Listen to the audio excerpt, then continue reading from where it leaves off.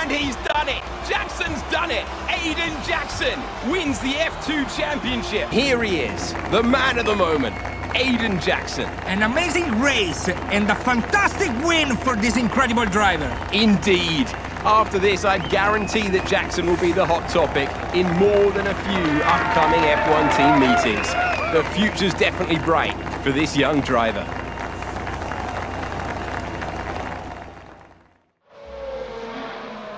What a brilliant Australian Grand Prix this has been, but there's still plenty of time for more drama. There certainly is, Crofty, and these two have been fighting each other incredibly hard so far. They don't want to go tripping over each other, though, because Devon Butler is coming up from behind. He's on the attack, too. Aiden, Casper's not your priority. We need you to defend. It's okay. I've got this. Here comes Butler. 3 abreast going into turn 11. Oh, this can't work! And it doesn't! Ackerman's off onto the verge of what looks like damage as well. Casper, listen, I don't know what happened out there. It wasn't my fault. Well, whose fault was it then? Who was the idiot behind the wheel of your car? Hello, Leglover here, and we're back today on F1 2021. And in today's video, we are doing episode 2 of the Breaking Point story mode.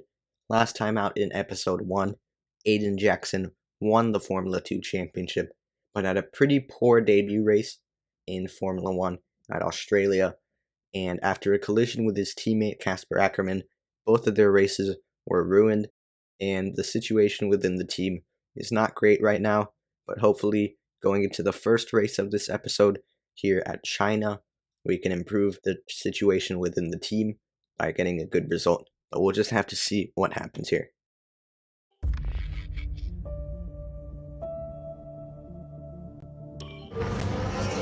It's the Chinese Grand Prix here in Shanghai, and this track fast becoming a rookie's favourite. Alex Albon, remember him from last year? A brilliant race in his debut season, and it looks like Aiden Jackson's continuing the trend. He really is, Crofty. He's showing great promise so far this season.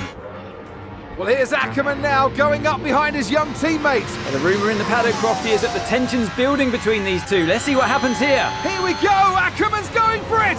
Down the inside of the hairpin, he's barged his teammate off the track! What are you doing? Casper, what the hell? Looks like Jackson's really struggling to get over that. Okay, Aiden, keep it focused. Concentrate. That brush with his teammate clearly affecting the young driver. It looks like it has, Crofty. I can't see any significant damage to that car, so he's going to have to pull himself back into this race.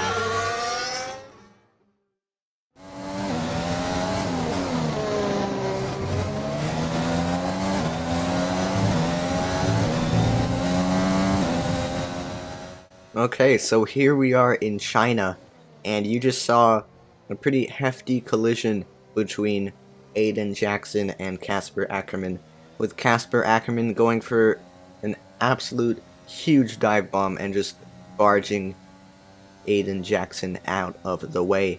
But we're here down the back straight here at China. Lando Norris is 1 second ahead of us, and I think the objective was to finish ahead of Akkerman, so we're going to have to make up quite a few positions here. So it's going to be difficult, won't be easy, but we're just going to have to keep pushing. And as we head down the main straight to start lap 9 of 14 in this race, it's a purple third sector, so we have the pace in the third sector as of now. We have a look around the outside of Lando Norris, but instead of making an overtake, we end up going incredibly out wide, and then we were practically pushing Norris through turn 2. So Norris clearly slow, and we're just going to have to try and get past him as soon as possible. But we were unable to make the move there, and we're unable to make it into turn 5 as well. So not great, and following through this part of the track, through this second sector, it's going to be quite difficult.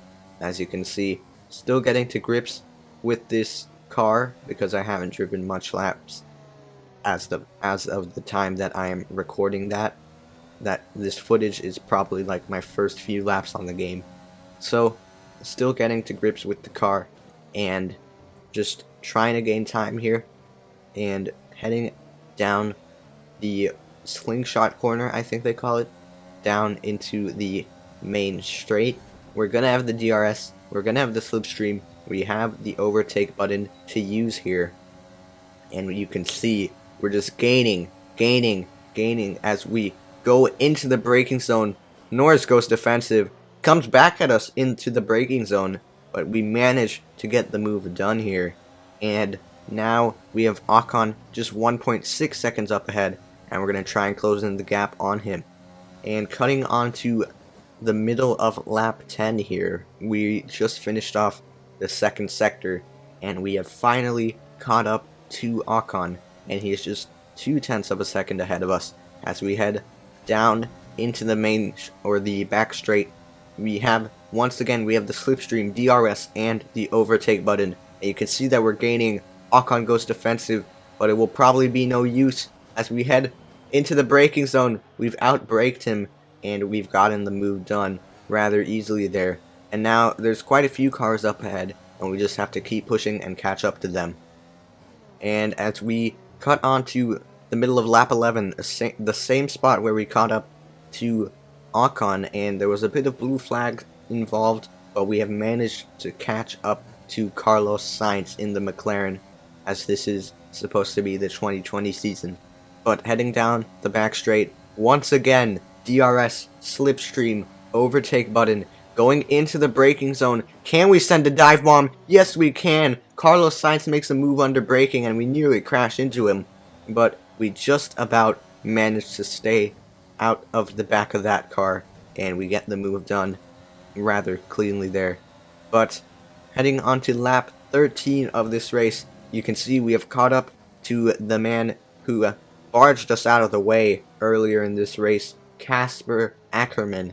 Lap 13 of this race, and we have caught up to him, and you can see he is going very slowly here. We were pushing him through the corner there, and exiting onto this little straight section through turn 4, which is just a slight kink, and into turn 5. We send a dive bomb exactly where he barged us out of the way. We make a clean overtake on Casper Akkerman to get P10 in this race. And now we just gotta push on to the end, because I think that's as far as we're gonna go in this race. And as there's only one lap left, we just have to bring it home. And as we cut onto the end of that race, the checkered flag is waving. We finished ahead of our teammate, and it's P10 in the points.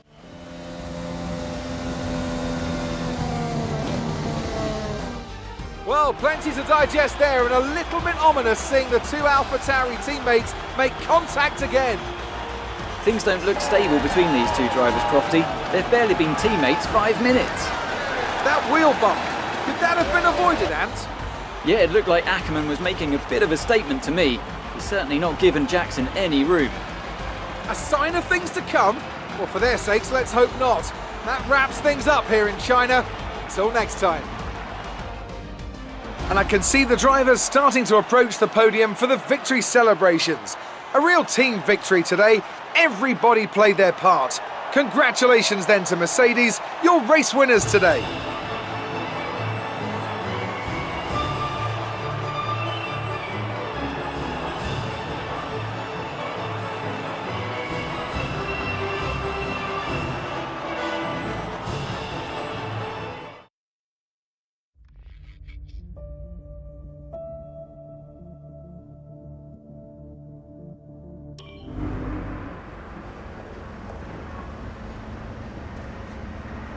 Casper, what the hell was that? You nearly put me out the entire race. Bumping wheels like that, you could have put us both into the barrier. Casper, come on, man. I have to make a phone call. Casper! Ackerman! Mom! Cancel the TV subscription. The entertainment is right here. Come off it. Do you really have nothing better to do? Right now? No. And why would I want to miss this? You two are like characters in a badly written sitcom. He wanted your lot to sign Ricardo, you know. Ask anyone. What do you mean? The paddock talks, mate. And so did Ackerman. Should have heard him last season. He didn't care who he talked to, and he was always going off on one about you. He tried to stop them from signing you. He didn't want to play babysitter. Oh, he did he? Everyone knows. Have you not seen the way that people look at you? We all feel sorry for you, mate. You never stood a chance with him. You want my advice? Prove him wrong. Chin up.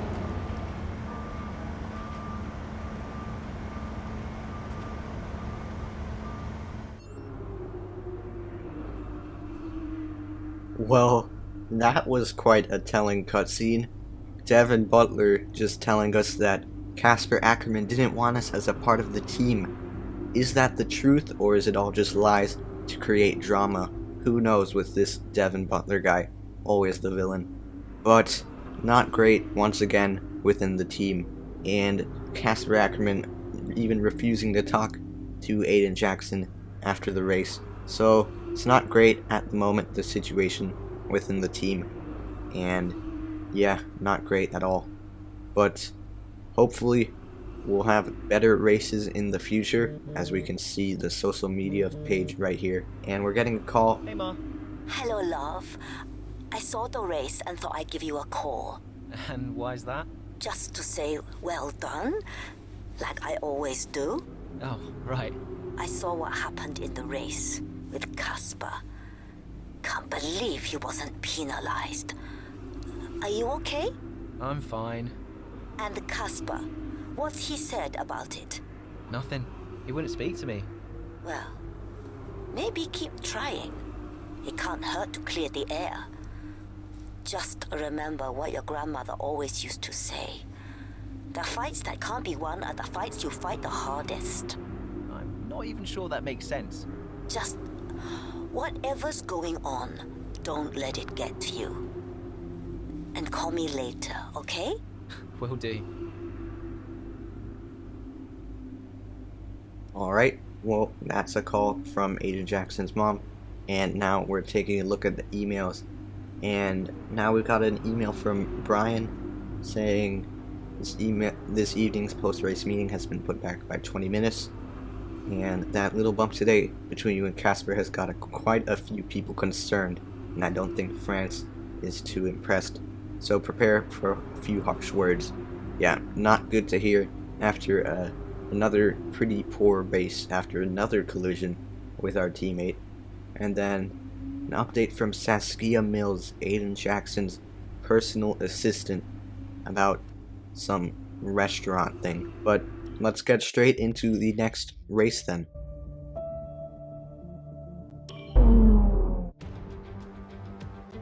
It's a great day for racing here at Le Castellet, and the drivers are making their final preparations on the grid. Let's hope for a thrilling contest then here at the French Grand Prix.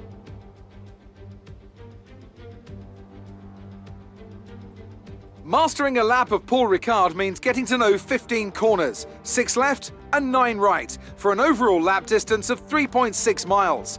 The two halves of the long Mistral straight are separated by a heavy braking zone into a potential overtaking hotspot at the chicane Nord. And watch out for the drivers running onto the distinctive coloured stripes, which are low in grip and highly abrasive. Here we are then at the Circuit Paul Ricard in France, the 10th race of the 2020 Formula One season. And the standings are starting to take some kind of shape, Ant. Yeah, exactly. You've got your big three jostling for position at the top, so no surprises there. A little less predictable in the midfield, though you could make an argument for AlphaTauri underperforming somewhat. The two AlphaTauri drivers denying each other points, perhaps. Well, it's all to race for and a lot of season left ahead of us, so let's see how it all pans out. With the race minutes away from starting, here's what today's grid rundown looks like. An immense lap from Lewis Hamilton yesterday puts him on pole position, edging out Max Verstappen, who'll start from P2. Looking down the rest of the grid, we have Bottas, Leclerc, Sergio Perez and Ricciardo, Norris, Vettel, Sainz and Lance Stroll, Ocon, Ackerman, Devin Butler and Albon, Magnussen, Raikkonen, George Russell and Aiden Jackson, Giovinazzi and Nicholas Latifi. Now, it's almost time for lights out, so let's go down to the track. So here we are at France, and we're going to be doing a full race here.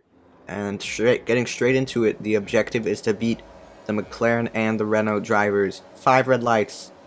And it's lights out and let's go racing. Already a good start from our P18 grid spot after a shocking qualifying from Aiden Jackson.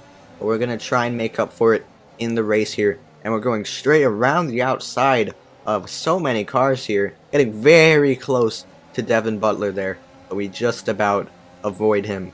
Going into this right-hander, and there is slight contact with Devin Butler, but it looks like we're gonna get the move done. We're still side by side, but we managed to edge him out on the exit of that slow speed right-hander. Heading down onto the straight now, and we've got a little bit of a gap between us and our teammate Casper Akkerman, around 4/10, so we probably won't be able to go for a move into the chicane. And you can see we can't go for a move because we're not close enough. And now exiting the chicane, and the gap is 0.3 of a second, and we're using the overtake button, and basically we're unable to close up on Casper Akkerman, and there's already a bit of a gap forming to the cars up ahead, which is not ideal. So we're gonna have to try and get past our teammate as soon as possible here. But you can see we're just stuck behind him in this third sector because it's nearly impossible to overtake in this third sector unless you're basically pushing the car ahead through the corner. And you can see as we made a huge mistake at that previous left-hander going way too deep, we're now going down the straight, and you can see that Casper Akkerman is pulling away on the straight, so we're unable to go for a move down straight into turn 1. So we're just gonna have to try and get a move done into turn 3. But look at this, we have a massive overspeed on the exit. Going into turn 3, we're gonna go around the outside of Casper Akkerman, which becomes the inside for the next left, but again the outside, and we're gonna have to be forced onto this curb since we're not on the optimal line, and Casper Akkerman staying ahead for another corner there. But look at this. Look at the overspeed we have, and not even using DRS. DRS isn't enabled yet, and we gained so quickly there in the slipstream with the overtake button. And we're going to go around the outside at the right-hander. We managed to get a better exit, and we get the move done. Now, after a bit of an unnecessary battle, we managed to catch up to the cars up ahead. 2 of which being 2 cars that we need to overtake for this objective, and that is Esteban Ocon and Lando Norris. Ocon in the Renault and Norris in the McLaren. So you can see that we're very close now to the 2 cars up ahead, and we can definitely get a move done on Ocon down this straight. Maybe on Norris, but that might be a bit optimistic. Heading down the straight now, we're going to have DRS. So is Ocon, so is Norris. But you can see that we're gaining with the double slipstream. Going into the chicane, we can't send a dive bomb on Ocon because we're simply not close enough here. Heading down the second part of this straight section, and look at the overspeed we have. We're going for a move down the inside at the normally flat out right-hander. And can we pull off the move? Yes, but Ocon has a look down the inside, nearly pulling off the switchback move, but we have managed to pull off the move through the 2 high-speed right-handers, and that is us 1 step closer to completing our objective. And you can see that now we've got Norris up ahead, just 0.2 up ahead. If we get a good exit onto this straight, as we do have DRS here, we could get an overtake done. Look at how much we're gaining using the overtake, though we don't have much left. We're gonna have a look to the outside of the track, but Norris covers it off. We tried to go for a move around the outside, but simply weren't close enough. But look at this. We've gained so much on the exit of turn 2, and we make contact with Norris, big contact. Norris is off the track, on the inside there, on the left-hander. We were just holding our line and Norris drove straight into the side of us for whatever reason. But we managed to get the move done, and now we're up into P10, another step closer to the objective of this race. But look at this, the two behind are gaining. Norris is alongside. We try to cover off Ocon, but it's too late. We were 3 wide for a moment there. We're going to try and keep the position, and we just about keep the position to Ocon. And now, with Norris up ahead of us, we have lost out to him in the end after that battle. So that is not ideal, and we're just going to have to try to gain lost ground after Norris got back at us down the straight. But look at this, we're so close through the third sector that surely we're going to be able to go for a move down the main straight, as we're now no longer within the DRS range of the train of cars up ahead, the last of which being Lance Stroll. So Norris is going to be a sitting duck on the straights here, especially this main straight, because look at how close we are to him. We have DRS, but Lando Norris does not have DRS. We're not even using the overtake button, but look at how much we're gaining with the drag reduction system. We've gotten the move done even before turn 1, and now we can keep pushing to the cars up ahead here, and using some of the overtake, although we have little left, but pushing on to lap 6 of this race. People are now in the pit lane, drivers in the pit lane, to change to the medium tires, as we're the only one who started on these medium tires, but we've managed to make it work very nicely for us in this first stint. You can see that Stroll up ahead has not made his pit stop. He's on old soft compound tires, and we're on mediums that still have plenty of life left in them, although we are going to pit soon, so we don't leave the pit stop too late here. But heading down this straight, we're going to have DRS, and we can use the overtake, and Lance Stroll is just a sitting duck on this straight here. He goes defensive, so we're going to go to the outside, heading into the braking zone, and we get the move done by braking much later than Stroll going into that braking zone. But now we're just going to keep pushing, and we're probably going to pit soon. And as we cut onto lap 9 of this race, we did a couple more laps on these mediums, but it is finally time to pit for the soft compound tire. Heading through this very slow pit lane. It's actually 37 miles per hour as the speed limit rather than 49 or 50 miles per hour around most tracks. Heading into the pit box now, and it is a 2.2 second pit stop. That is a very good pit stop from the AlphaTauri pit crew. Maybe they paid Red Bull to give their pit crew a visit. But exiting the pit lane now, and we're on our fresh soft compound tires. We just have to keep pushing here, and we've got a three-car train up ahead of us, including Vettel, but crucially Ricciardo. So the two Ferraris and Ricciardo. Ricciardo is one of the cars that we have to overtake to meet our race objective.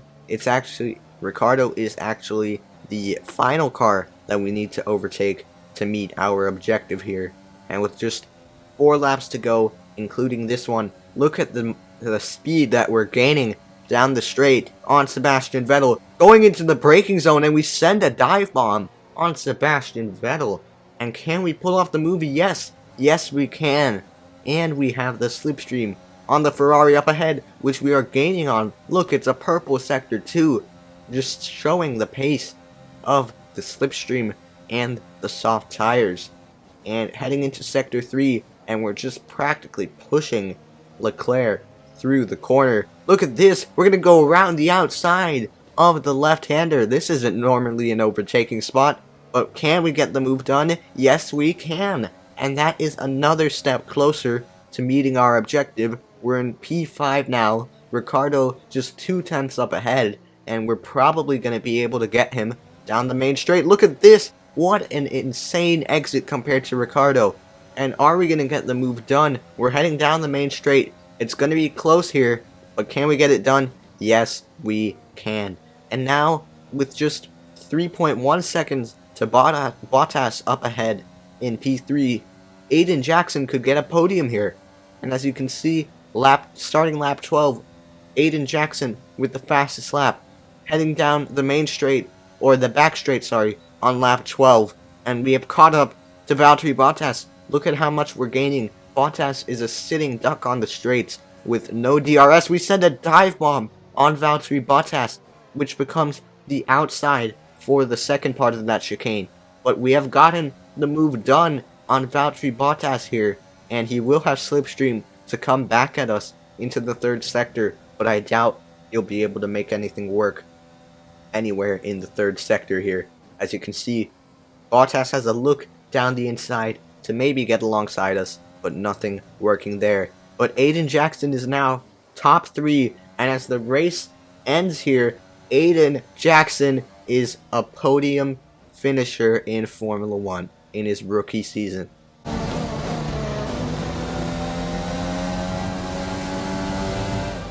A great race then, and a fantastic victory here at Paul Ricard.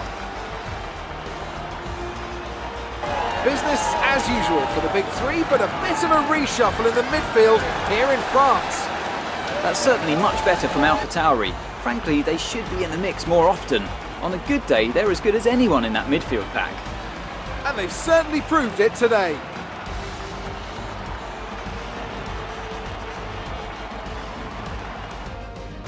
Mercedes are on top form once again after an excellent race weekend.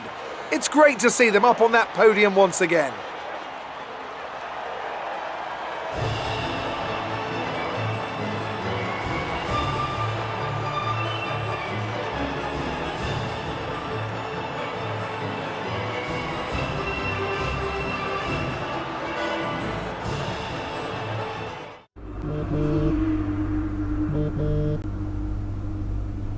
Brian. Aiden, just so you know, there's a full team meeting in 20 minutes.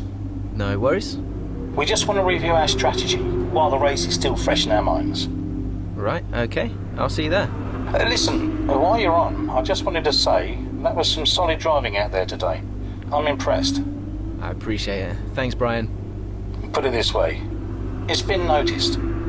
Well done, kid. I'll see you in the meeting.